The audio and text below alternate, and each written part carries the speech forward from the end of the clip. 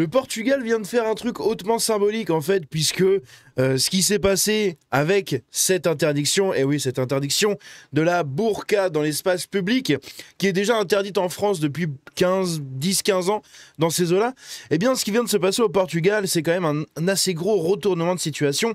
Au Portugal, il y a énormément quand même d'immigration, hein, il y en a beaucoup, comme dans tous les autres pays d'Europe, comme l'Espagne, etc. Et eux n'échappent pas non plus en fait à l'islamisation progressive de leur pays.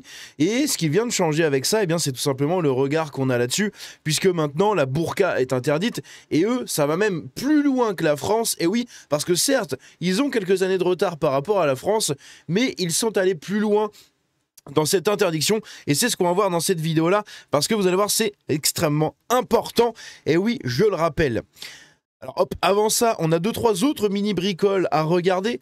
Ici, justement, on a une manif de demandeurs d'asile, hein, de demandeurs d'asile à Lisbonne, au Portugal, qui demandent des droits, voilà, des droits et des droits de résidence, plus précisément. On va regarder ça.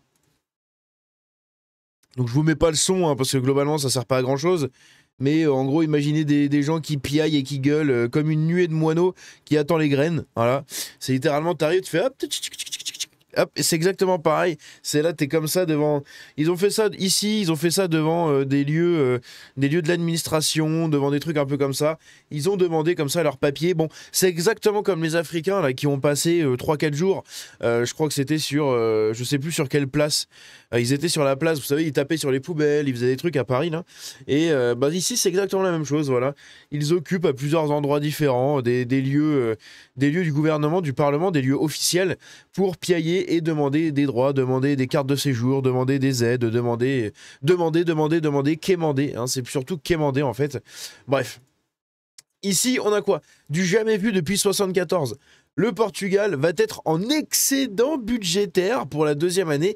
Il va augmenter les retraites et baisser les impôts. Et oui, ils sont en excédent budgétaire. Alors c'est quelque chose d'assez rare, hein, qu'on a très très peu l'habitude d'entendre. Et pourtant, ça arrive, et c'est ce qui est en train d'arriver au Portugal. Ils sont en excédent budgétaire depuis... Enfin, c'est la 2e fois que ça arrive depuis 1974. Et donc, grâce à ça, eh bien, ils vont pouvoir augmenter les retraites et baisser les impôts. Et oui, c'est la méthode Milley. Et c'est tout simplement la courbe de Laffer. Comme je vous l'avais déjà dit plusieurs fois en économie, la courbe de Laffer, c'est la courbe qui démontre en fait le seuil d'imposition idéal, entre guillemets, pour continuer à avoir assez de ressources publiques. Et c'est une courbe qui commence, hein, je la mets dans votre sens, elle commence ici, vous augmentez les impôts, donc bah, vous augmentez les ressources que l'État gratte, et gagne.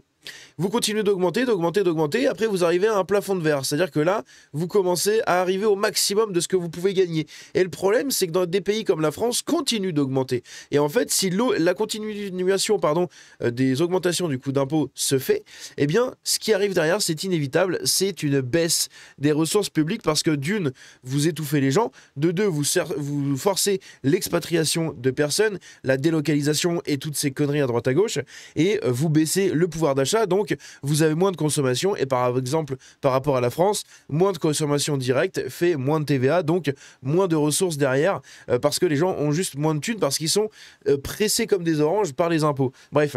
Et donc, c'est un système économique, c'est-à-dire que ça démontre un plafond, voilà, un seuil idéal, suivant les pays, suivant les recettes, etc. C'est un seuil idéal des impôts, voilà, pour garder en fait ce pouvoir d'achat et à un moment, plus tu baisses les impôts, plus tu gagnes en fait d'argent. C'est ce qu'ils ont fait en Argentine. Et ici, bah, le Portugal va le faire également. Ils sont en excédent, donc ils peuvent se permettre d'une part d'augmenter les retraites et de l'autre part eh bien, de baisser les impôts, ce qui va faire respirer les habitants. Déjà que les impôts au Portugal ne sont pas excessivement élevés, hein, si je ne m'abuse. C'est quand même un des pays très favorisés par l'expatriation européenne. Hein. Il y a beaucoup de gens qui vont au Portugal, je veux dire, parce que justement, il n'y a pas beaucoup non plus d'impôts par rapport aux autres pays européens.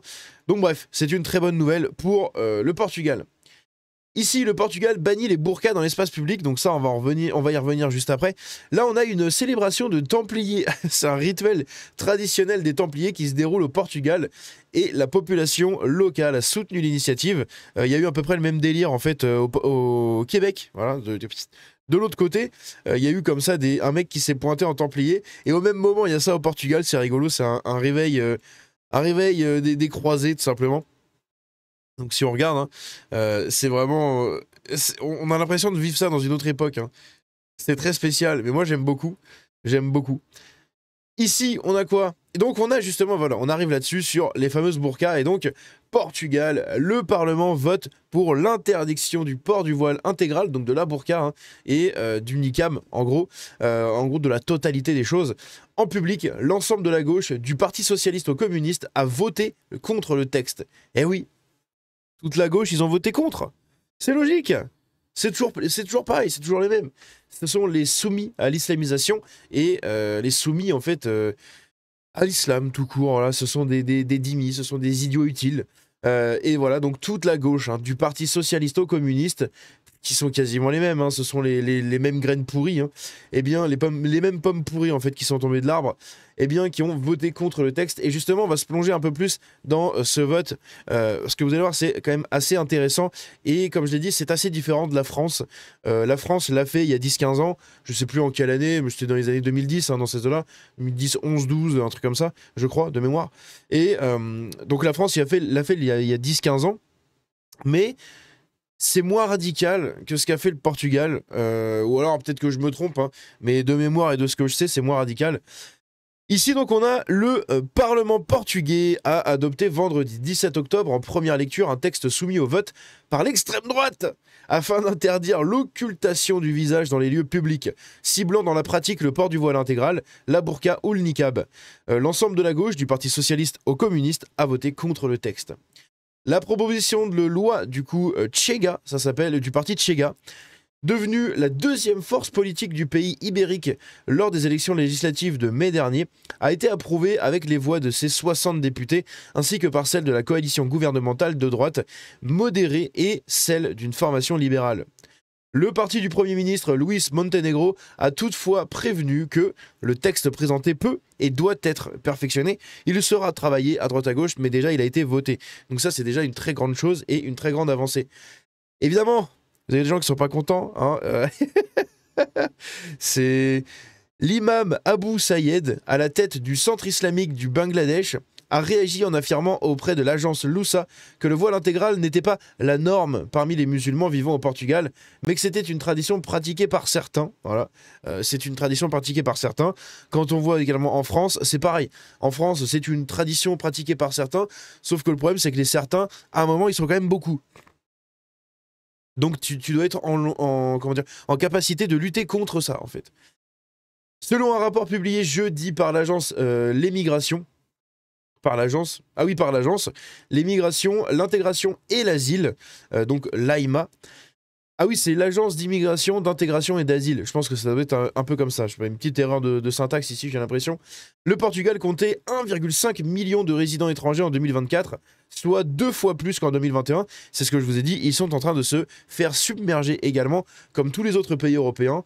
Quand on regarde en fait ce qui est arrivé en France, ce qui est arrivé en Angleterre, ce qui est arrivé en Espagne, en Italie, en Allemagne, ça commence à faire beaucoup. Hein. Tu remontes même jusqu'en Hollande, jusqu'en Belgique.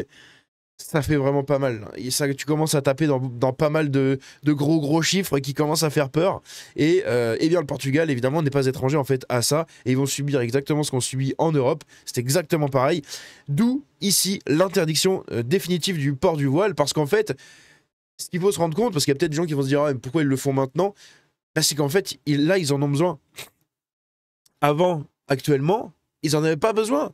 Parce qu'ils avaient très peu de communautés musulmanes qui portaient le voile et il y avait très peu d'immigration au Portugal. C'était majoritairement centré sur l'Espagne, sur la France et l'Italie en fait. Et maintenant c'est devenu vraiment généralisé en fait à toute l'Europe. Et en gros, bah voilà, et avant ils s'en foutaient un peu. Avant c'était voilà quelques femmes par-ci par-là qui l'avaient. Mais c'est que maintenant avec toute l'immigration qui commence à arriver et du coup bah t'as toujours cette menace de te dire putain sous ce truc-là, là, c'est peut-être un mec qui est déguisé, tu ne sais pas. C'est peut-être un mec. Donc le mec se trimballe dans un centre commercial ou n'importe. Tu ne sais pas ce qu'il peut avoir en dessous, en fait. C'est ça qui est très dangereux. Et c'est donc pour ça que ça a été voté en France. C'est pour ça que ça a été voté au Portugal. C'est pour ça que ça a été voté un peu partout. Je vais essayer de regarder avec ChatGPT d'autres éléments là-dessus, mais normalement, j'ai fait le tour. Donc j'ai demandé à ChatGPT de comparer en fait l'interdiction du voile par rapport à celle de la France, enfin celle du Portugal par rapport à celle de la France. Et ici, il nous dit quoi? Il nous dit en France, l'interdiction du voile intégral, moins spécifiquement nommée burqa, mais dissimulation du visage dans l'espace public, est en vigueur depuis la loi du 11 octobre 2010. Voilà. Donc c'est le 11 octobre 2010 que ça a été fait, donc ça fait 15 ans en fait actuellement. Elle est entrée en application du coup en 2011. Donc ça, 2010-2011, hein, j'étais à peu près là-dessus. Le cadre français autorise déjà que le visage soit découvert dans les lieux publics et prévoit des sanctions pour le non-respect. La principale différence du coup avec le cas portugais, c'est que la France a cette loi depuis longtemps, évidemment. Les contextes sont différents, hein, la population concernée, etc. Puisqu'en France, on a beaucoup plus de gens qui sont concernés qu'au Portugal. Le texte portugais est libellé pour raisons religieuses ou de genre et vise à interdire la dissimulation du visage dans la plupart des espaces publics, avec des exceptions précises. C'est les lieux de culte, ce genre de choses. Les systèmes de sanctions, par exemple les amendes et la prison possible, semblent plus sévères dans le projet portugais à certains égards. Exemple, jusqu'à 4 000 € et 3 ans de prison. Donc c'est-à-dire que le Portugal, suivant l'application de la loi là-dessus, pourrait sanctionner quelqu'un qui dissimule son visage à hauteur de 4 000 € au maximum et jusqu'à 3 ans de prison quand même. C'est ça les risques pour dissimuler son visage en France. Au Portugal, je veux dire. Quand on voit qu'en France, le nombre de blaireaux là, qui se trimballent avec les vestes à capuche, là vous savez, où vous avez juste à zipper et vous planquez votre visage, ça en fait, juste ça, déjà t'es condamnable. Sauf que les amendes en France, elles sont dérisoires. C'est de l'ordre de quelques centaines d'euros. Là, ça peut aller quand même jusqu'à 4 000 balles. 4 000 balles parce que t'as mis une capuche et que tu l'as serré comme ça commence à faire un peu mal, ça commence à piquer, donc c'est très dissuasif aussi. En pratique, pour une personne venant par exemple de France ou un visiteur français, l'interdiction en France est déjà en place. Au Portugal, cela signifie qu'il pourrait y avoir à l'avenir des sanctions si il ou elle portait un voile intégral dans l'espace public. Donc bref, en gros, c'est un peu plus strict quand même au Portugal qu'en France. Bref, dites-moi ce que vous en avez pensé dans les commentaires, n'hésitez pas à réagir là-dessus, abonnez-vous en activant la cloche, lâchez un like comme d'habitude, suivez-moi sur les réseaux et rejoignez Discord, les liens sont dans la description. On se dit à la prochaine, c'était Django, ciao.